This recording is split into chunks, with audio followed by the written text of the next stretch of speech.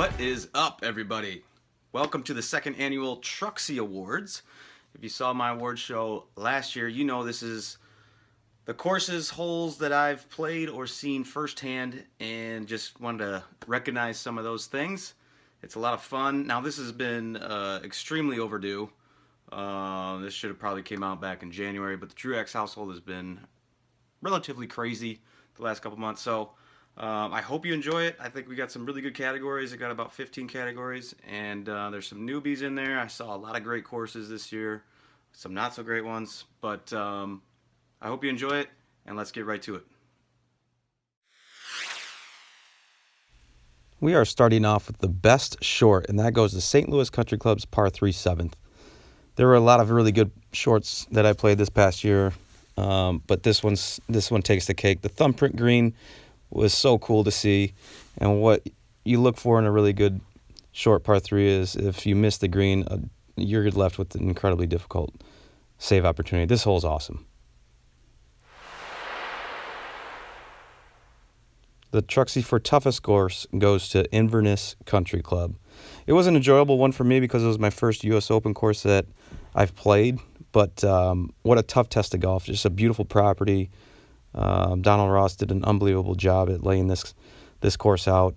You know, it's got the stream that runs perpendicular to many of the holes, tough par fours, tough bunkering, strategic bunkering, and these small undulating greens just are so tough. Best reachable par 4 goes to Sweetens Cove Par 4 second.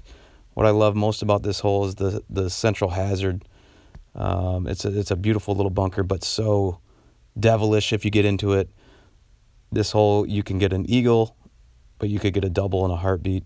And this green is absolutely spectacular. And this hole is so fun to play, regardless of what tee you play. It's the best reachable par 4 in my book.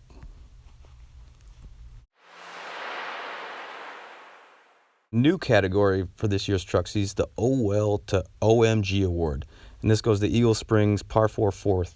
You stand in the tee box and you just kind of look out and you see this uphill tee shot and you're thinking, all right, whatever.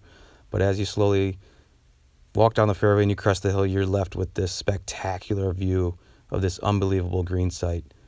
A very, very tough second shot if you don't get to the top of the hill because you're left with this blind approach. But this green is absolutely amazing.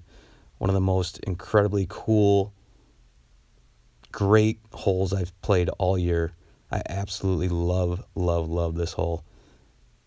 It's definitely OMG. It's not oh well. If you go and see it, you're never going to believe it. Absolutely spectacular.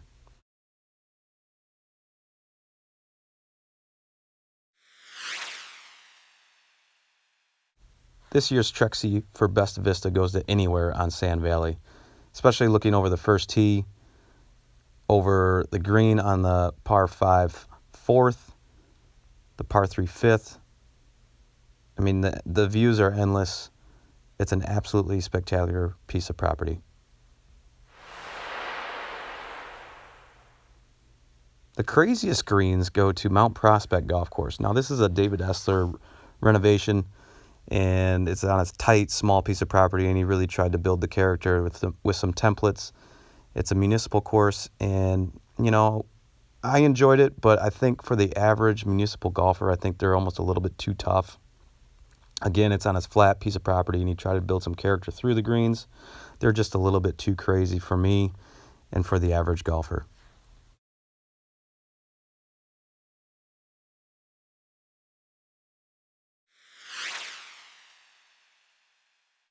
The Truxy for coolest green now goes to Inverness's 18th. This green is unbelievable, folks. I can't even imagine Bob Tway's bunker shot, how it went in. That shot was so difficult. There is a extreme right to left and back to front tilt to this thing. It's just amazing that Donald Ross had the imagination to do this. He didn't even bench it into the hill. There's a little gully between the right side and the hillside. It's so sharp. This green is awesome for a short Par 4. So cool. The most beautiful tee shot goes to Davenport Country Club's Par 4 16th. This view was absolutely stunning. Doak, in his latest confidential guide, even called Davenport one of these hidden gems that just need to be recognized.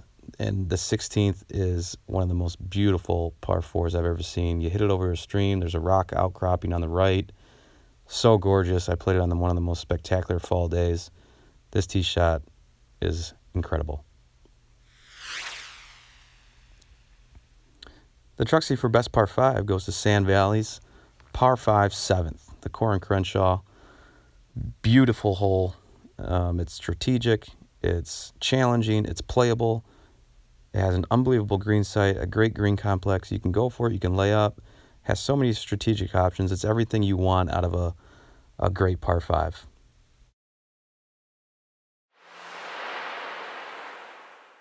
The least inspiring Truxy goes to Boone Creek Golf Course in Bull Valley, Illinois. This course was built basically on flat farmland, I believe. It's featureless. It's blah. There's actually 3 separate 9s that make no sense. It's confusing. I almost felt claustrophobic and lost in it. It made 0 sense. It was very, very boring, very uninspiring.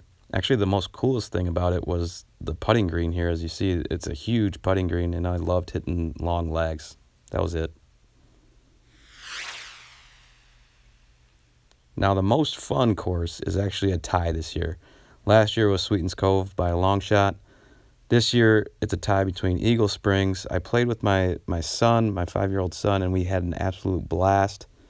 It needs some TLC, but this course is so fun to play, so cool. Any level of player can play it. It had a ton of characters, different green complexes, everything you could want out of a 9-hole course, and super fun to play. And of course, Sweetens Cove, again. The time that I played it this past year, I actually shot my lowest score ever there between playing the white tees and then the back tees. I can't get enough of this place, guys. It lives up to its billing as the best course in Tennessee. I can't promote it enough. It is so fun to play. You can play it so many different ways. Sweetens Cove, so cool, so fun. But it has to be a tie this year.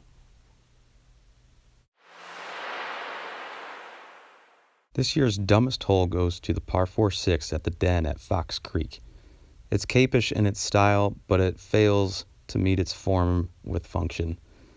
It has a bunker right where you need to hit it, and even if you do hit it in the bunker, you're left with 0 chance to reach the green because of the trees that block it. The ideal landing area is very tight and has a cart path, and the green complex just receives no shots, and it's just a poor hole overall. This year's best clubhouse goes to Eagle Springs. There was a close second with Sand Valley's trailer, but this year I had to go with the Eagle Springs. It's an old farmhouse, awesome little clubhouse.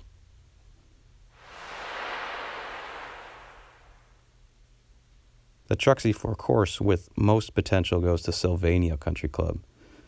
Now, architect Drew Rogers has a master plan that he's starting to implement, but it's, piecework. It's taken step by step. This is a great piece of property, rolling, hilly, a lot of mature trees. This property is excellent. It has a ton of big opportunity for some great things, and I think Drew Rogers has already begun to do some of that with this 18th hole and some of the beginning holes, but this course has a lot to build on and could be an unbelievable course. And our last Truxy, the most nostalgic golf course, goes to St. Louis Country Club. My first ever Mac Raynor design that I've ever played.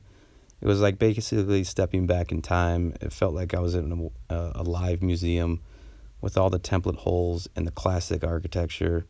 This place is awesome. I've never felt a certain vibe around a golf course than I did here at St. Louis.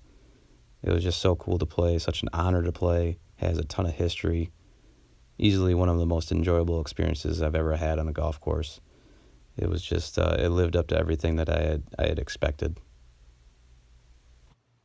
Okay, well, there you have it, folks. I hope you enjoyed all the awards. Congratulations to those that did earn an award. You very much earned it. But this is going to be a busy couple months coming up.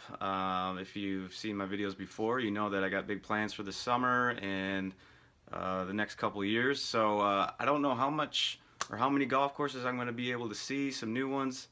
It's going to be pretty busy, but I do have a couple that I would like to see before the summer months get underway. One course obviously is Lasonia. I've been there. I haven't been there since '03, and would love to get back up there. And one other one that I am dying to see is Culver Academies, the 9-hole gem down in Indiana. So those are just a couple of the ones that I'm looking forward to. Again, hope you enjoyed the video, and we will see you next time.